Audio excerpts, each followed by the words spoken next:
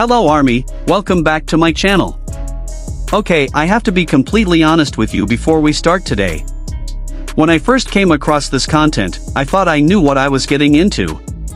I thought it was going to be a fun, lighthearted video about someone reading Jimin's fortune, a little bit of cultural entertainment, maybe some interesting observations that would make Army nod along and smile. And then I actually read the full translation. And I sat there for a very long time just staring at my screen. Because what this Korean fortune teller said about ParkJimin is not lighthearted. It is not a casual observation. It is one of the most specific, most detailed, and frankly most accurate descriptions of Jimin as a person and as a performer that I have ever encountered from someone outside of this fandom. Someone who came to this with no prior Army knowledge, no years of watching fan cams and live performances and behind-the-scenes content. Just a trained reader of energy and fate looking at ParkJimin and saying things that made my jaw drop. So today we are going to break down everything she said. We are going to talk about what Hongyeomsal actually means and why it matters. We are going to talk about what she saw in his stage presence and why she described it the way she did. We are going to talk about what she revealed about his private personality, the walls he builds, the standards he holds, the way he loves when he actually lets someone in. And we are going to talk about why any of this resonates as deeply as it does with people who have spent years watching and loving ParkJimin. Because I think by the end of this video, something is going to click for you. Something is going to feel explained in a way that you always felt but could never quite put into words. But before we get into all of it, if you are new here, welcome. This channel is your home for everything BTS, everything Army, and everything that helps us understand and celebrate these 7 extraordinary men a little more deeply. Subscribe, hit that notification bell, and let us talk about ParkJimin and the fortune teller who looked at him and could not look away. So first, let us talk about the format of what this is, because cultural context matters here. In Korea, the tradition of fortune telling and fate reading is not a fringe activity the way it might be perceived in some Western countries. It is genuinely woven into everyday culture. There are different types of practitioners who specialize in different systems of reading. Some work with birth dates and the 4 pillars of destiny, some read facial features, some work with energy and spiritual perception. The woman in this video is a practitioner who works within a traditional Korean framework, wearing the traditional hanbok garment associated with this kind of spiritual reading. And what she is doing is not making guesses or giving generic compliments. She is applying a specific system of analysis to Jimin, to his energy, to his image, to the way he presents himself and the way he moves, and giving a reading that her framework generates. And the result is something that Army who have followed Jimin closely for years are going to find almost uncomfortably accurate. The first thing she identifies, and the thing that clearly strikes her most powerfully, is what she calls Hongyeomsal. And before we go any further, I want to make sure we properly understand what this term means, because it is the foundation of everything else she says about him. Hongyeomsal is a concept from Korean fate reading that describes a specific type of energy that certain people possess. The word itself combines elements meaning red, flame or passion, and a type of fate energy. Together it describes a quality in a person that could be translated roughly as a deadly magnetic attraction, or a burning charisma that draws people in despite themselves. It is the quality that makes someone impossible to look away from. The quality that makes a room change when they walk into it. The quality that makes people feel things they did not plan to feel simply by being in the presence of this person. And she does not say Jimin has some of this energy. She does not say he has a noticeable amount of it. She says his Hongyeomsal is extremely strong. Exceptionally powerful. The kind that is rare even in people who are considered to possess it at all. She is saying that whatever this magnetic, burning, dangerous attraction quality is, Jimin has it at a level that is genuinely unusual even among the people who are known to carry it. Now here is where it gets interesting, because she then makes an observation that every single person who has ever watched Jimin perform already knows instinctively to be true even if they have never had language for it. She says that he emanates this energy as though he is burning his own life force to produce it. The imagery she uses is of someone pouring their own essential vitality into the performance, giving something irreplaceable, something that cannot be manufactured or recreated because it comes from a genuine internal source. And I want you to think about that for a moment in the context of everything we know about how Jimin approaches performance. Think about the countless interviews where he has talked about how much performing costs him emotionally and physically. Think about the times he has spoken about leaving everything on the stage. Think about the way he looks after an intense performance, not just tired but genuinely spent, like he has given something real. She saw all of that without knowing any of it. She looked at him and understood that what he puts into a stage is not performance energy in the ordinary sense. It is something much more fundamental. And then she says something that has been quoted and requoted across ARMY's social media since this video started circulating. She says that when you watch his performance, you lose your mind. And she does not say this as a fan. She says it as an observer, as someone applying a professional framework, as someone who is essentially warning you about what happens when you are in the presence of Hong Yomsal at this level. She is saying that his energy is powerful enough to override your rational thinking. To make you feel things that your conscious mind did not choose to feel. To create an experience in the audience that goes beyond enjoying a performance and into something much more consuming. And every ARMY in existence just nodded vigorously at their screen because we have all been there. We have all had that moment watching a Jimin performance where something shifts and suddenly you are not just watching anymore, you are feeling, you are overwhelmed, you do not quite know what happened or how to come back from it. She then transitions into something even more specific and even more startling, which is her reading of Jimin as a person rather than just as a performer. And this is where I think the accuracy of what she describes becomes genuinely remarkable. Because she is not describing a stage persona here. She is describing a human being. And the human being she describes is someone that anyone who has paid close attention to Jimin over the years will immediately recognize. She says he is a frightening person who naturally calculates every movement. Now I want to be very clear about what frightening means in this context, because it is not a negative description. It is not saying he is scary or dangerous to the people around him. In the framework she is using, frightening describes someone who operates with a level of precision and intentionality that most people simply cannot match. Someone who does nothing accidentally. Someone whose every decision, every movement, every choice of how to present himself is the result of an internal process that happens so fast and so completely that it looks natural even though it is anything but.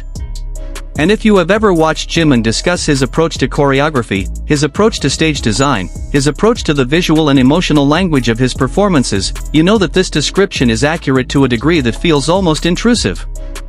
He thinks about everything. He controls everything. And then he makes it look effortless.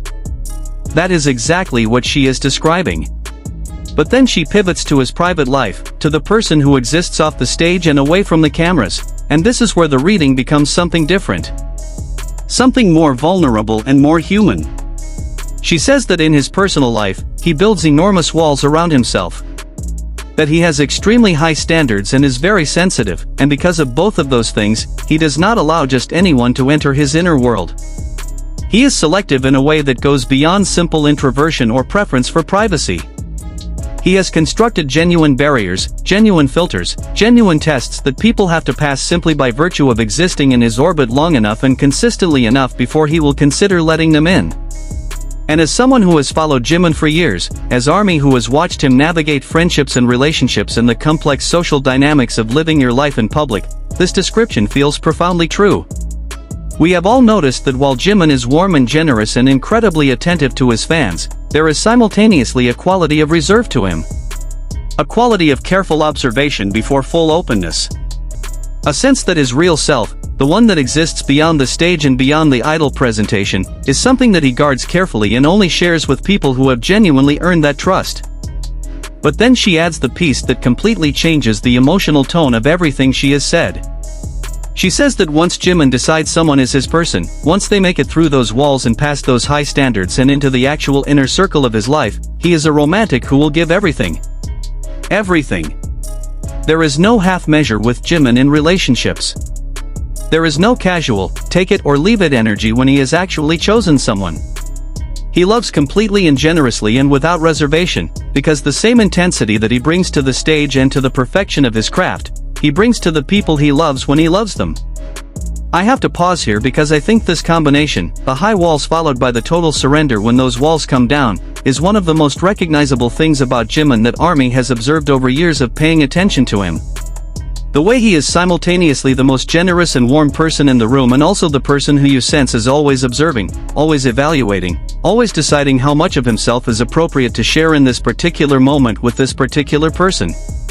The coexistence of those two things has always made him one of the most emotionally complex members of BTS, and hearing a fortune teller identify exactly that dynamic from nothing but her reading of his energy is striking in a way that is hard to fully articulate. She then moves to what she describes as his primary motivations, the deepest drivers of how he lives and what he prioritizes. And she says two things. She says that the number one priority in his life is himself and the pursuit of a perfect stage. And she says he knows he was born with a charm like this, a magnetic and dangerous beauty, and he works with frightening diligence to maintain and perfect it. Now this is the part that I think requires the most nuance to understand properly, because on the surface, saying that someone's number one priority is themselves can sound like a criticism. But in the framework she is using, and in the reality of who Jimin actually is, it is anything but. What she is describing is someone who has an exceptionally clear sense of self, who understands his gifts and takes them seriously, who refuses to be careless with something he has been given that is rare and significant. The perfectionism that ARMY has seen Jimin display throughout his career, the way he pushes himself harder than anyone around him pushes him, the way he is never satisfied with good enough, the way he has spoken about practicing until he physically could not continue and then finding a way to continue anyway, all of that comes from exactly the place she is describing. He takes himself and his craft seriously because he understands that what he has is not ordinary and it deserves to be treated as extraordinary. And the observation that he knows about his own charm and works to maintain it is interesting because it speaks to a self-awareness that Jimin has actually demonstrated in interviews and in his approach to his artistry. He is not someone who performs unconsciously, who stumbles onto magnetic moments by accident. He knows what he is doing. He understands the effect he has. And rather than being embarrassed by that knowledge or pretending it does not exist, he leans into it with full intentionality and uses it in service of the art. The combination of everything she has described in this reading paints a picture of someone who is genuinely exceptional in multiple simultaneous and sometimes seemingly contradictory ways. Publicly magnetic, privately guarded. Naturally gifted, endlessly hardworking. Emotionally generous with the chosen few, carefully selective about who gets to be one of those few. Aware of his power, humble enough to keep working to deserve it. Frightening in his precision on stage, deeply sensitive in the privacy of his personal life. Every single one of those paradoxes is recognizable to anyone who has paid attention to ParkJimin for any significant length of time.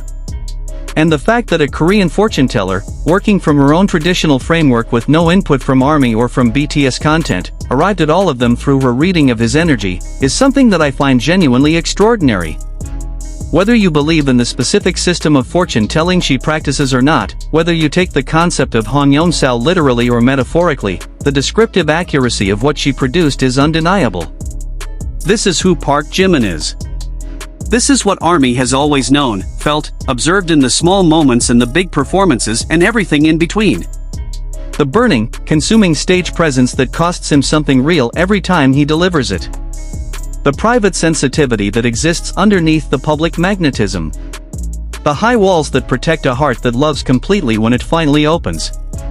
The relentless self-directed perfectionism of someone who was born with something rare and refuses to waste it. She called his energy extremely rare. And she is right.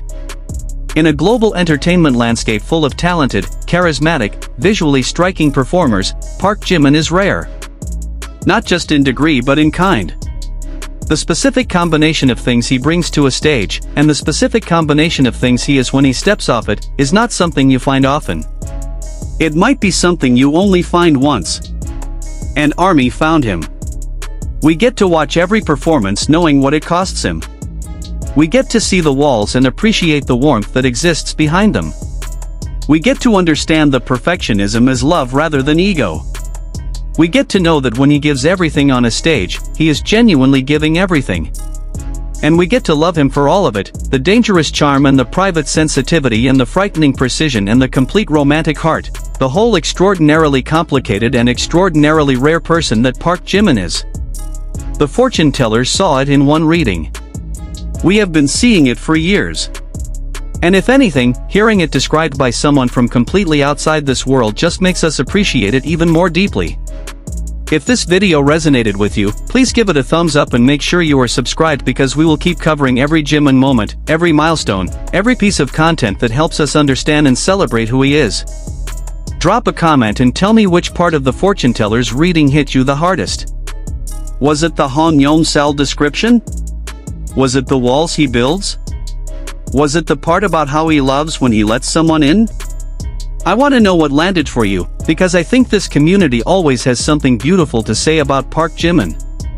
Thank you so much for watching, I will see you in the next one, and as always, purple you. Purple heart.